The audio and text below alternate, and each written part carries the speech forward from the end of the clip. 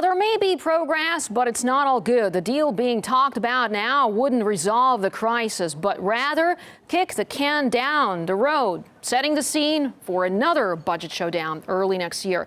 More on this now with investor Jim Rogers, author of Street Smarts: Adventures on the Road and in the Markets. Jim, thank you so much for joining us here today on RT to discuss this.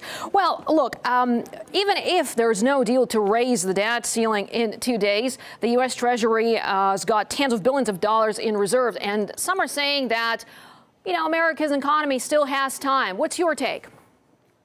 Well, Marina, first of all, you said they're going to kick the can down the road for a few more days. Marina, we've been kicking the can down the road for 60 years in America. How do you think we got this much debt? We're the largest debtor nation in the history of the world. We've got to do something about it. Every year that goes by, Marina, we go deeper and deeper into debt. Somebody's got to solve this problem one way or the other. Okay, but how can it be solved? I mean, the senators are now saying that they've got a solution, temporary fix is what they say, that would last for a few months. But what happens after that? I mean, it all seems like a do now something, but think later approach. Well, that's exactly right. You used the words temporary fix. That's what it is, Marina. That, you know, this has happened 18 times in the last 30 years or so. They continue to do the same thing. They say, okay, we've got a compromise, we've got a solution. And the next thing you know, 2 or 3 years later, we're right back where we started, except the debt is that much higher every time. They can keep doing this, and they have been doing it for 30 years. But Marina, eventually, the market's going to say, we don't want to play this game anymore. We're not going to lend you money at any price. And America will then go into sudden and steep decline, just as has happened in the UK, in Spain, and many other countries over the past 200 or 300 years.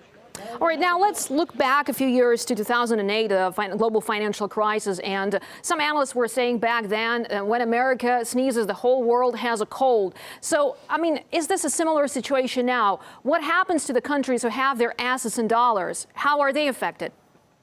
Well, Marina, this is all a temporary little game that they're playing in Washington. People who've got dollars are not affected at all. I would hope they would be. I wish that somebody would, that something real would come out of this. But at the moment, if you own dollars, you should not be paying attention to this. I know, Marina, you're a journalist. You've got to have people watch your TV, and you've got to report it. But, I mean, people who are real investors are not paying too much attention to this because nothing's going to come up.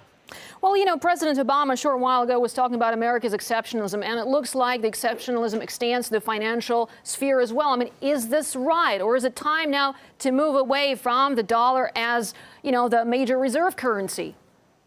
Well, many people in the world were a little embarrassed when Mr.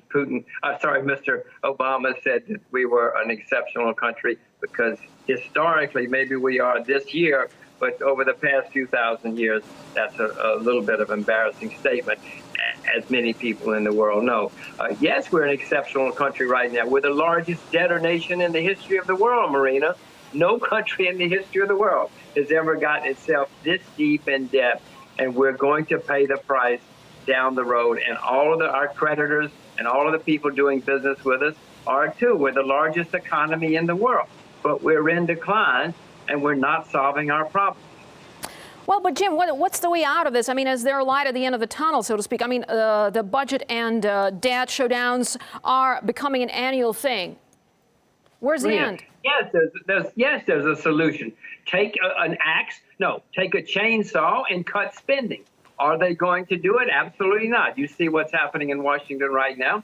Same old charade. They will come out in a few days, and they will announce everything is okay now. We've solved the problem, and a year or 2 or 3 from now, the debt will be up this much higher, and we'll be back at the same place we are now. Only worse, because the debt will be worse.